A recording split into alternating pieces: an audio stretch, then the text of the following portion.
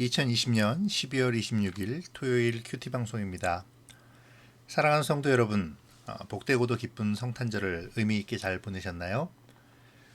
올 성탄절은 정말 힘들고 어렵게 지나가는 것 같습니다. 예배드리기도조차 어려운 성탄절, 참 마음 아픈 하루였기도 했습니다. 그러나 아이러니하게도 이 어렵게 보낸 성탄절로 말미암아 주님의 오심이 또 우리의 구원이 우리가 하나님의 백성이 된 것이 얼마나 큰 기쁨이며 소중한 은혜인지를 새삼 깨닫게 되기도 하네요. 큰 구원의 기쁜 소식을 받은 우리, 이 어렵고 혼탁한 세상에 그 기쁜 소식을 입으로 또 삶으로 전하는 우리가 되었으면 좋겠습니다. 예년과는 또 다른 깊은 의미를 담아서 여러분께 다시 한번 인사를 드립니다. 메리 크리스마스. 우리를 위하여 아기 예수님이 탄생하셨습니다. 할렐루야. 기도하겠습니다. 하나님 감사합니다. 죄인된 우리를 구원하시고자 하나님의 그 큰 사랑을 보여주시고 독생자 예수를 이 땅에 보내주심을 감사드립니다. 그 어느 해보다 어려운 성탄절을 보내며 그동안 우리의 습관적이고 당연했던 모습을 발견합니다. 주님이 이 땅에 오신 그 은혜가 얼마나 기쁜 일인지, 얼마나 큰 은혜이며 사랑인지, 세상 속에서 구원받은 백성이 된 것이 얼마나 큰 축복인지, 사랑의 하나님, 우리가 그 은혜를 기억하고 주의 백성의 본분을 다하게 하여 주시옵소서. 오늘도 하나님의 말씀을 묵상합니다. 말씀 가운데 임재하여 주시어서 하나님의 깊은 뜻을 알아가는 귀한 시간이 되게 하여 주시옵소서. 감사를 드리며 예수님의 이름으로 기도드립니다. 아멘. 오늘 읽을 말씀은 시편 1절에서 18절까지의 말씀입니다. 우리 함께 읽도록 하겠습니다. 여호와여, 어찌하여 멀리 서시며 어찌하여 환난 때에 숨으시나이까? 악한 자가 교만하여 가련한 자를 심히 압박하오니 그들이 자기가 베푼 꾀에 빠지게 하소서. 악인은 그의 마음의 욕심을 자랑하며 탐욕을 부리는 자는 여호와를 배반하여 멸시하나이다. 악인은 그의 교만한 얼굴로 말하기를 여호와께서 이를 감찰하지 아니하신다 하며 그의 모든 사상에 하나님이 없다 하나이다. 그의 길은 언제든지 견고하고 주의 심판은 높아서 그에게 미치지 못하오니 그는 그의 모든 대적들을 멸시하며 그의 마음에 이르기를 나는 흔들리지 아니하며 대대로 환난을 당하지 아니하리라 하나이다. 그의 입에는 저주와 거짓과 포악이 충만하며 그의 혀 밑에는 잔해와 죄악이 있나이다. 그가 마을 구석진 곳에 앉으며 그 은밀한 곳에서 무죄한 자를 죽이며 그의 눈은 가련한 자를 엿보나이다. 사자가 자기의 굴에 엎드린 같이 그가 은밀한 곳에 엎드려 가련한 자를 잡으려고 기다리며 자기 그물을 끌어당겨 가련한 자를 잡나이다. 그가 구풀에 엎드리니 그의 포악으로 말미암아 가련한 자들이 넘어지나이다. 그가 그의 마음에 이르기를 하나님이 잊으셨고 그의 얼굴을 가리셨으니 영원히 보지 아니하리라 하나이다. 여호와여, 일어나옵소서. 하나님이여, 손을 드옵소서. 가난한 자들을 잊지 마옵소서. 어찌하여 악인이 하나님을 멸시하여 그의 마음에 이르기를 주는 감찰하지 아니하리라 하나이까? 주께서는 보셨나이다. 주는 재앙과 원한을 감찰하시고 주의 손으로 갚으려 하시오니 외로운 자가 주를 의지하나이다. 주는 벌써부터 고아를 도우시는 이신이이다. 악인의 팔을 꺾으소서. 악한 자의 악을 더 이상 찾아낼 수 없을 때까지 찾으소서. 여호와께서는 영원 무궁하시도록 왕이시니 이방 나라들이 주의 땅에서 멸망하였나이다. 여호와여, 주는 겸손한 자의 소원을 들으셨사오니 그들의 마음을 준비하시며 귀를 기울여 들으시고 고아와 압제당하는 자를 위하여 심판하사 세상에 속한 자가 다시는 위협하지 못하게 하시리이다. 아멘. 시편의 어떤 시들은 시편의 알파벳을 따라 지어진 시들이 있습니다. 우리나라의 삼행시를 생각하시면 좀 이해하시기가 쉬울 것 같은데요. 한 행의 첫 글자가 지정되는데 그 지정되는 글자가 히브리어 알파벳 순으로 전개되는 거죠. 시편 9편과 10편이 바로 그런 유형의 시입니다. 두 편의 시는 알파벳으로 연결되어 있어요.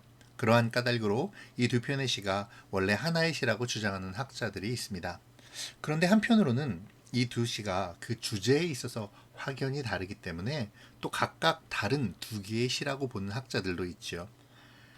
실제로 9편은 감사와 찬양, 그리고 간구의 내용인 반면에 시편은 탄원의 내용을 보입니다. 아마도 이 시편 9편과 10편은 연작시가 아닐까 하는 그러한 추측도 해볼 수 있는데요. 만약에 연작시라면 아마도 9편의 표제를 볼 때에 이 시편의 저자는 다윗이라고 할 수 있을 것 같습니다. 시인은 시편 9편에서 고난 가운데에서도 과거에 주신 하나님의 은혜를 되새겨보며 또 그렇게 은혜 주실 것을 소망하면서 찬양했죠. 그리고 찬양의 끝에 악인을 심판해달라는 기도로 그 시를 끝맺었습니다. 그러나 이어지는 시편 10편에서 시인은 여전히 고난 중에 있는 것 같아 보입니다. 환난 중에 있었던 시편 기록자가 그렇게 환난 중에 간절히 부르짖었다면 하나님은 즉시 나타나셔서 자신의 능력을 보여주셔야 하지요. 그러나 하나님은 아무런 응답도 하지 않으십니다. 오히려 하나님이 멀리 계셔서 보이지 않게 나의 시선으로부터 숨으시는 것처럼 느껴집니다. 이러한 절박함과 고통은 1절에서 두 번이나 반복되는 어찌하여 라는 부르짖음에서 잘 나타나고 있습니다. 시인이 그렇게 느낀 까닭은요, 악인들의 번성 때문이었습니다. 그들은 교만하여 가련한 자를 심히 압박하고 또 자신의 욕심을 자랑하고 하나님을 멸시했습니다. 의로운 자들을 잡아서 넘어뜨리죠. 그런데 여기서 압박이라는 단어를 우리가 좀 생각해 봐야 할 것 같습니다. 압박의 히브리어 원어는 달라크라는 단어인데요. 이 말은 쫓는다라는 뜻을 가지고 있습니다. 그런데 그 안에 불길처럼이라는 뜻이 숨겨져 있죠. 여러분 산불이나 들불이 나면 사람이나 아니면 말이 또 어떤 동물들이 아무리 빨리 달려도 그 불길을 벗어날 수가 없음을 볼 수 있습니다. 아차하는 순간에 순식간에 그 불길에 포위되어 버리고 말지요. 그러니까 시인은 이 불길이 걷잡을 수 없이 둘러싸 위협함같이 악인들이 자신을 둘러싸고 압박하여 고난을 지금 당하고 있다는 것이죠. 또 악인들이 의인들을 둘러싸고 압박하여 고난을 주고 있다는 것입니다. 자신이 받고 있는 혹은 의인들이 받고 있는 위협과 고난이 얼마나 무섭고 힘든지를 함의적인 표현으로 강하게 말하고 있는 것이죠. 3절에서 시인은 악인들이 자신의 욕심을 자랑한다라고 말합니다. 자랑한다라는 것은 욕심을 내세운다는 거겠죠. 이들은 자신의 욕심을 채우기 위해서는 약하고 가련한 사람들을 짓밟는 것도 아마 서슴지 않을 것입니다. 여기서 또 여호와를 배반한다라는 뜻도 굉장히 특이합니다. 배반하여에 해당하는 히브리어 베레크라는 단어는요, 무릎이라는 단어로도 사용됩니다. 본래 축복하다라는 뜻의 이 바라크라는 단어에서 온 말이라고 하는데요. 히브리어는 이 자음 밑에 점같이 보이는 이 모음의 유무에 따라서 또 그 형태에 따라서 그 의미가 조금씩 혹은 완전히 바뀌기도 하는데요. 옛날 히브리어는 사실은 모음이 없이 기록돼 갖고 문맥을 통해서 그 의미를 유추하기도 합니다. 여튼간에 하나님 앞에 무릎을 꿇어서 축복을 받을 자가 자신의 그릇된 욕망과 탐욕으로 하나님을 배신하고 하나님을 점점 떠나고 더 나아가 자신의 욕망을 책망하는 하나님의 말씀을 어떤 무시한다라고 우리가 이 베레크라는 단어를 통해서 악인들의 어떤 행태들을 파악할 수 있을 것 같습니다. 무릎이라는 그 단어를 좀 우리가 이렇게 무릎이라는 의미를 조금 생각한다면 아마도 무릎을 꿇고 하나님 앞에 순종해야 되는 하나님 앞에서 무릎을 꿇고 어떤 하나님의 은혜를 받아야 될 사람이 그 은혜로 말미암아 받은 풍요를 더 많은 것을 얻고자 하는 그러한 욕심으로 말미암아서 하나님을 오히려 떠나고 오히려 하나님을 부정하고 하나님을 멸시하고 하나님을 무시하는 어떤 그러한 모습을 보여주고 있다라는 거죠. 안타까운 것은 현재의 우리 믿는 사람들 가운데서도 그런 사람들이 있을 수 있다라는 것이죠. 그렇게 남을 밟고 또 올라가기를 원하는 그러한 또 남을 밟고 올라간 출세한 기독교인들이 교회에 나와서는 그것이 마치 하나님의 놀라운 은혜인 양, 놀라운 축복인 양 간증하는 그러한 경우도 우리가 종종 보게 됩니다. 여튼 그렇게 보면 악인들은 하나님을 잘 알고 있다라고 말할 수 있습니다. 하나님을 알고 있으면서도 악인들이 이렇게 교만한 태도로 또 가련한 자를 추격하며 하나님이 없다고 말하는 이유는 하나님이 전혀 간섭하지 않으신다라고 믿기 때문에 그렇습니다. 만약 하나님께서 간섭하시고 하나님께서 활동하시고 하나님께서 섭리하시고 하나님께서 다스린다라고 생각한다면 악인들은 절대로 자신이 하고 싶은 대로 함부로 나서서 자신들의 어떠한 그런 원하는 것들을 쟁취하기 위해서 가난한 자를 억압하고 가련한 자를 핍박하고 의인들을 이렇게 멸시하고 그런 일들을 하지 않겠지요. 그들도 하나님을 알고 믿는다라는 이 암시는 우리에게 꽤나 충격적입니다. 오늘 본문에는 그런 이야기들이 여러 곳에서 발견되는데요. 그렇다면 하나님을 알고 믿는 자들이 왜 그런 행동을 할까요?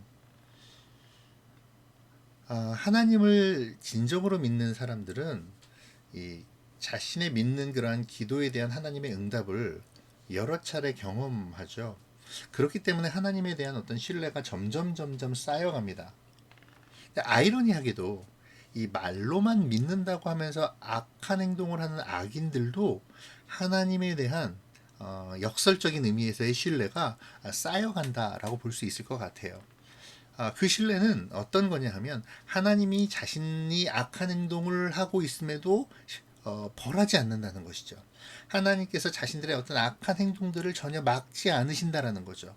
그러한 어떤 경험들이 오랫동안 축적되면서 마치 하나님이 계시지 않은 듯 여기고 오히려 가련한 자들, 곧 하나님의 신실한 자들을 압박하는 거죠. 그래서 결국 그들은 하나님이 없다라고 큰 소리치기에 이르릅니다. 그런데 여기에 시인은 그 모든 사상에라고 그 말을 좀 덧붙이죠. 그러니까 그들의 생각은 늘 이렇습니다 라고 하나님께 고발하는 거예요. 이들이 말로만 하나님을 인정하고 하나님 앞에 무릎을 꿇어 경배하던 사람들입니다. 그런데 이들의 생각은 하나님을 전혀 인정하지 않습니다. 이렇게 시인은 지금 하나님께 하소연하고 있는 거예요. 어쩌면 이 악인들은 하나님을 알고 있고 또 하나님을 믿는다라고 생각하고 있을지 모르지만 하나님을 믿지 않는 무신론자들인지도 모르겠습니다. 시인이 볼 때 의인들은 든든히 서야 하고 흔들리지 않아야 합니다. 그리고 악인들은 당연히 흔들리며 넘어져야 합니다. 그런데 현실을 보면 악인들은 전혀 흔들리지 않죠. 오히려 자신들은 흔들리지 않으며 대대로 영원히 환난을 당하지 않는다라고 선언합니다. 자신에게 불행과 저주가 없다라는 것이죠. 악을 계속 범하면서 그 악을 즐기고 있는 그러한 모습을 보여줍니다. 심지어 그들은 하나님께서 보시지 않는다고, 하나님 보시지 못한다고, 하나님 우리가 이렇게 악한 일을 해도 하나님 보시지 않고 아예 보시지도 못할 거야 라고 하나님을 조롱하죠. 그래서 어쩌면 시인은 2절 하반부에서 그들이 자기가 베푼 꾀에 빠지게 하소서라고 기도하고 있는지도 모르겠습니다. 그러나 시인은 알고 있습니다. 하나님께서는 악인들의 행태를 보시지 못하는 것도 그냥 방관하시는 것도 아니시라는 것을 말이죠. 그래서 이제 그 하나님을 고백합니다. 하나님께서는 하나님의 때에 일어나 심판의 손을 드실 것이라고.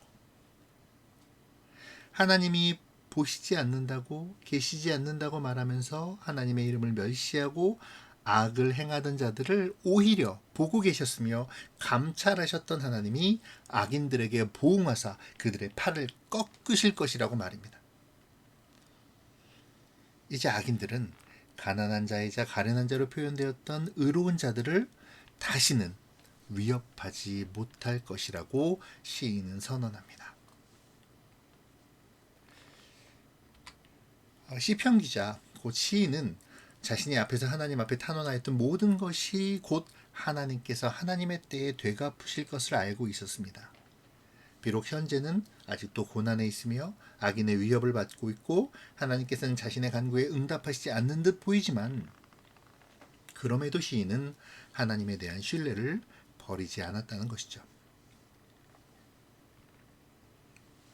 그러므로 1절에서의 어찌하여라는 탄원은 하나님을 향한 의심이 아니라 하나님께서 속히 그 일을 이루시기를 바라는 소망과, 더 나아가서는 하나님께서 악인에 대한 심판을 반드시 이루신다는 신뢰에 기반하고 있었음을 오늘 본문의 마지막 부분에서 우리는 비로소 알 수 있게 되었죠.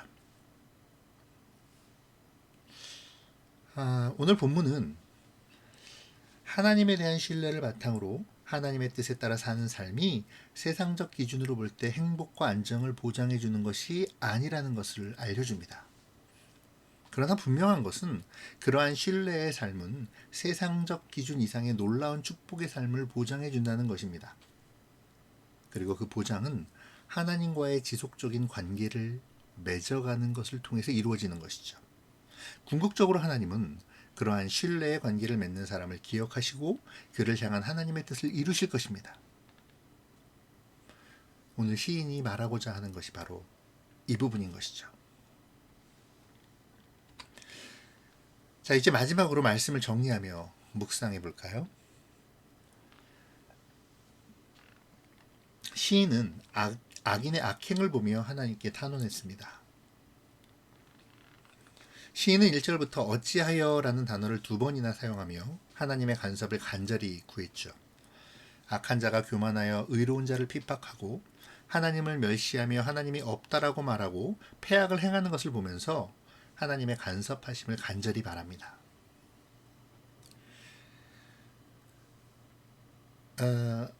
이 악인들의 행함과 하나님의 간섭하심을 간절히 바라는 이 시인의 심정을 생각하시면서 악인의 형통함과 믿음으로 산다는 것에 대하여 한번 묵상해 보면 좋을 것 같습니다.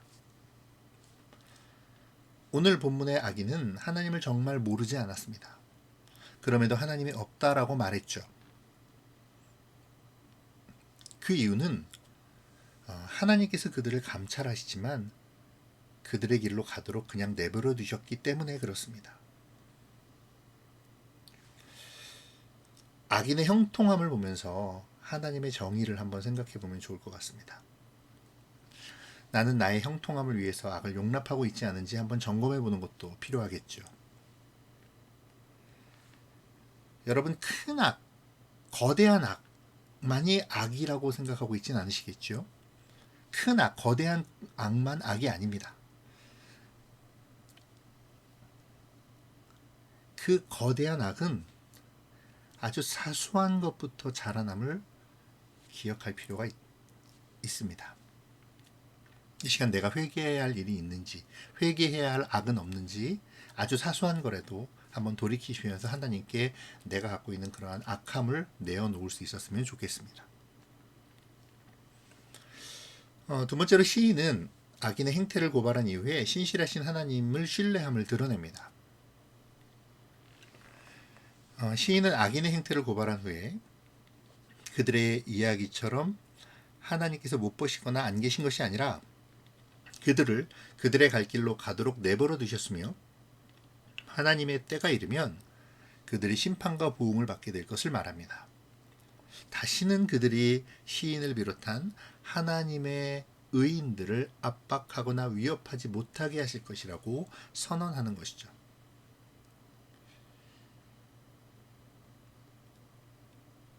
이 시인의 선언을 바라보면서 하나님의 감찰하심에 대해서 한번 묵상해 보면 좋겠습니다. 하나님의 감찰하심은 비단 악인에게만 해당되는 말은 아닙니다. 하나님의 감찰하심은 하나님의 백성들에게도 동일하게 향하시죠. 하나님께서는 또 때로는 악인들의 삶을 통해서 우리가 살아가야 할 바를 알려주시기도 합니다. 악인들의 강팍과 폐악을 바라보며 우리의 마음이 어떠해야 하는지, 또 그들의 멸망을 바라보며 우리의 소망을 생각해 보아야 한다는 것이죠. 나는 하나님 앞에 어떤 삶의 자세를 가지고 서 있습니까? 하나님과의 깊은 신뢰 관계를 하루하루 맺어가고 있습니까? 하나님과의 신뢰 관계를 쌓아가기 위해서 내가 해야 할 일은 무엇입니까? 오늘 본문의 악한 자들의 주장처럼 오늘날 하나님은 우리의 삶에 전혀 개입하지 않는 것처럼 보일지도 모릅니다. 그러나 그것은 악한 자가 하나님과의 교제가 전혀 없었기 때문이지 하나님이 개입하시지 않기 때문이 아님을 우리는 분명히 기억해야 합니다. 또 하나 우리가 기억해야 할 것은 우리에게 축복은 우리가 세상에서 잘 먹고 잘 사는 것이 아니라는 것입니다. 우리 삶의 가장 커다란 은혜는 하나님과의 관계가 회복되어서 하나님과 지속적인 교제를 나누는 것입니다. 하나님을 믿는다는 것은 하나님과 지속적인 교제를 나누고 하나님을 의지하며 하나님의 뜻대로 하나님의 가르침대로 하나님이 인도하시는 대로 살아가는 것임을 기억하는 오늘이 되어지기를 소망합니다. 기도하겠습니다. 하나님, 오늘 시편의 말씀을 묵상합니다. 악인으로부터 고난을 당하며 또 악인의 악행을 바라보며 하나님께 탄원하는 시인의 모습을 보았습니다. 그의 고발을 통해 하나님을 알면서도 하나님의 뜻대로 사는 것이 아니라 자신의 뜻대로 살며 하나님을 멸시하는 악인들의 행태도 보았습니다. 아버지, 악인의 고발된 삶을 보며 우리의 삶을 돌아보게 하시고 시인의 탄원을 보며 우리도 하나님이 계심을 알게 하여 주시옵소서. 끝끝내 하나님을 신뢰하며 하나님의 도우심을 구했던 시인처럼 어려움 가운데서 악의 고난 가운데서 하나님을 기억하게 하시고 악한 길에 서는 자가 아니라 하나님과의 깊은 교제로 인한 하나님을 신뢰하는 마음으로 하나님의 편에 서는 자가 되게 하여 주시옵소서. 언제나 하나님을 의지하며 순종하는 삶이 되기를 원하오며 예수님의 이름으로 기도드립니다. 아멘.